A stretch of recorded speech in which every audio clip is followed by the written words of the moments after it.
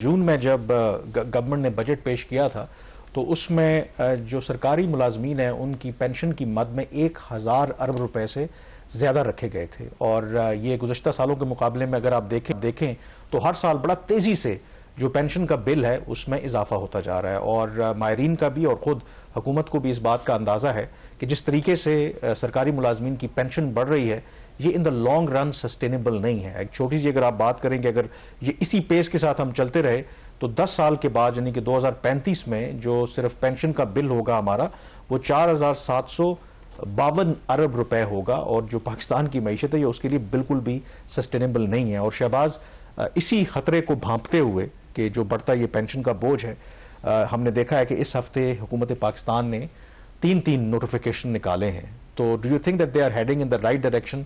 और वो नोटिफिकेशन क्या है और उससे क्या इम्पैक्ट पड़ेगा जो गवर्नमेंट के ऊपर इस वक्त ये का बोझ है? ये एक अच्छा इनका फैसला है हुकूमत का, और इसमें खास तौर पर इस पे इंटरनल कंसल्टेशन बहुत ज़्यादा हुई थी। उसकी वजह ये थी कि पेंशन के हवाले से जो सबसे बड़ा स्टेक होल्डर है वो पाकिस्तान मिलिट्री है। तो मिलिट्री अगर पेंशन का जो जितना भी बजट एलोकेट होता है, हर 3 रुपए में से 2 रुपए जो है वो मिलिट्री पेंशन्स में जाते हैं। और चूंकि उनका वो स्ट्रक्चर ऐसा है सर्विस का कि उनकी रिटायरमेंट बहुत जल्दी हो जाती है, और बहुत सारे केसेस में यंग एज में रिटायरमेंट हो जाती है, कुछ मिड एज में जाके रिटायरमेंट होती है, और बड़ा रेयर होता है कि टॉप पे जाके कुछ ज्यादा लोग रिटायर होते हैं। तो इसलिए हैवीली जो टिल्टेड है जो पेंशन का बजट वो मिलिट्री की तरफ से। तो ये जो स्टेप लिया गया है इसका मतलब है कि जो कंसेंसस है वो मिलिट्री और सिविलियंस में हुआ फाइनली कि जिस तरीके से पाकिस्तान का पेंशन का बजट बढ़ रहा है ये सस्टेनेबल नहीं है, तो इसको ठीक करने की जरूरत है। कड़वा घूंट दोनों साइड्स ने पिया है, ज्यादा इसका इंपैक्ट मिलिट्री पे आएगा और ये एप्लीकेबल दोनों जगहों पे है। अगर इसकी सिर्फ एक एग्जांपल है, आपने जिस तरीके से कहा कि ये बजट बढ़ रहा है, 2014 में सिर्फ 204 अरब रुपया जो था वो रखा गया था टोटल पेंशन्स के लिए। ये रकम इसमें 404% इजाफा हुआ है पिछले 10 साल में, 404%, और यह बढ़कर 1040 अरब रुपया हो गया। इतना रैपिडली आपका जो पेंशन का जो बजट है वो इंक्रीज हो रहा है। और अगर हुकूमत कुछ ना करती, जैसा आपने अभी बोला, तकरीबन 4800 अरब रुपए तक ये आपका पेंशन का बजट पहुंच जाता 2035 में। तो अब अगर ये जो इन्होंने स्टेप्स लिए हैं वो भी बता देते हैं वो क्या है।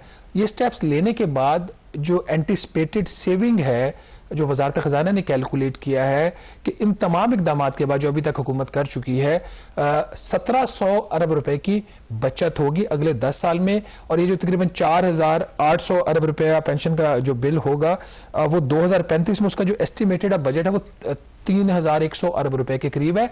36% उसमें कमी है कामरान। लेकिन अभी भी देखें, अगर ये रिफॉर्म्स ना होती तो टोटल 10 साल में, हर साल तो बजट आपने देना है ना, टोटल एलोकेशन की बनती थी 26,334 अरब रुपया, 26 ट्रिलियन।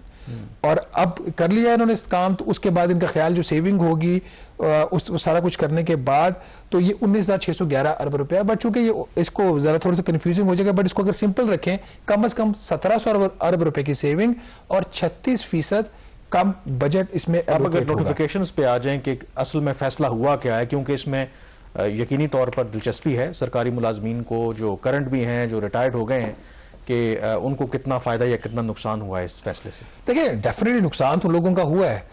इसमें एक चीज क्लैरिफाई कर दें, इसमें ज्यादातर जो इकदाम हैं जो इम्पैक्ट आएगा वो 1 जनवरी के बाद जो लोग रिटायर होंगे उनके ऊपर आएगा। कुछ केसेस में पहले वाले रिटायर्ड जो लोग हैं उसमें भी इम्पैक्ट आएगा। 2-3 बड़े काम हुए। नंबर 1, उनकी जो पेंशन कैलकुलेट कैसे होगी वो फैसला इन्होंने किया है, उसको चेंज किया है। फिर नंबर 2, जो ज्यादा जो पेंशन लेते थे, मतलब एक से ज्यादा पेंशन लेते थे, वो इन्होंने बंद किए। और तीसरा जो है इसका जो फ्यूचर इंक्रीज का एक मेथड दे दिया। जो ग्रॉस पेंशन है, जो सबसे बड़ी चेंज आई है, जो नए लोग रिटायर हो रहे हैं उनके ऊपर इसका इम्पैक्ट आएगा। इस वक्त जो ग्रॉस पेंशन लोगों को मिलती थी, उनकी जो पिछली आखिरी तनख्वाह होती थी ना, उसके एक अमाउंट होती थी फार्मूला के तहत, उसको उसकी बेस पे पेंशन मिलती थी। ये चीज अब खत्म कर दी गई है। अब पिछले 2 साल की जो सैलरी होगी उसका एवरेज लिया जाएगा। तो अब आपकी आखिरी सैलरी डेफिनेटली ज्यादा होती है, हर साल आपको इंक्रीज मिल रहा होता है। और 2 साल में समटाइम्स ऐसे होता है कि 21 और 22 या 20 से 21 में प्रमोट हो रहे थे, वो उनके चेंजेस आती हैं। तो वजारत खजाना का ये ख्याल है कि इस चेंज से 2% लोगों की जो पेंशन है वो कम होगी। उनका ज्यादा फर्क नहीं पड़ेगा, लेकिन सिर्फ एक फैक्टर की वजह से। बट अगेन ये माइनस है, पॉजिटिव नहीं है। तो 2% ग्रॉस पेंशन में इनका कमी आएगी।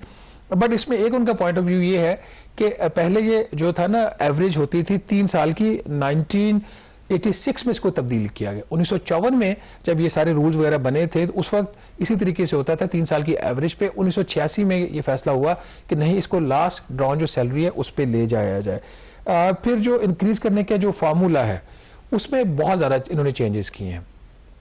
सबसे बड़ी चेंज उसके अंदर ये है, फॉर एग्जाम्पल इस साल आपकी पेंशन 100 रुपया है और हुकूमत 10% उसमें इजाफा अनाउंस कर देती है तो 110 रुपये होगी। तो अगले साल आपको जितना भी इंक्रीज मिलेगा, पहले मिलता था 110 रुपये पे, अब उनका नहीं, ऐसा नहीं है।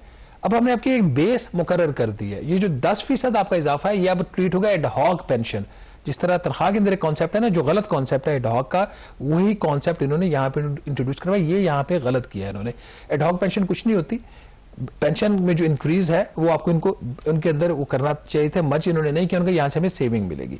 फिर तीसरी चीज इसके अंदर ये है कि जो पेंशन में इंक्रीज आएगा वो गुज़श्ता 2 साल का जो इन्फ्लेशन रेट होगा मजमूई 2 साल का, उसका 80% जो होगा उसके बराबर पेंशन में ये इंक्रीज देंगे। और जो मेजर इसके अंदर जो कम्यूटेशन थी, इनकी एक ऑप्शन होती है पेंशनर्स के पास कि उनकी जो 7.5 साल की उनकी जो पेंशन होगी उसका ये 35% एडवांस में ले सकते हैं।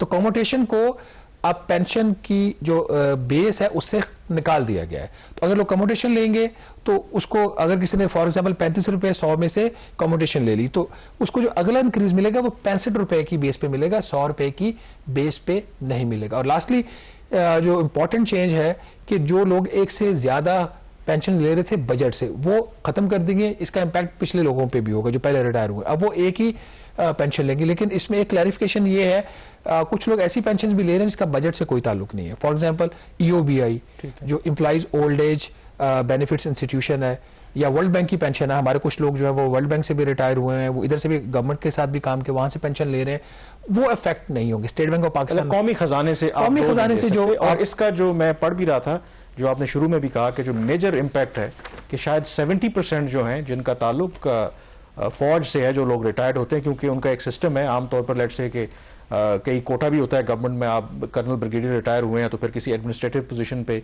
आप सरकारी किसी और सिविलियन इदारे में आ जाते हैं तो आपको उधर से भी पेंशन मिलती थी, इधर से भी पेंशन मिल रही थी।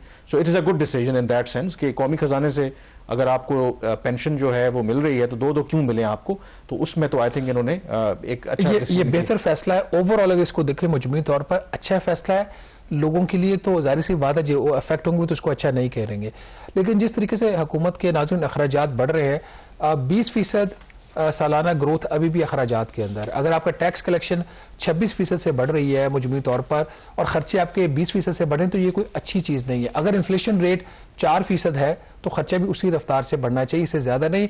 कड़वा घूंट पिया है दोनों ने, सिविलियंस ने भी और मिलिट्री लीडरशिप ने भी, लेकिन ज़रूरी था। इसी तरीके से जो एक और बोल्ड स्टेप अभी तक हुकूमत ने नहीं लिया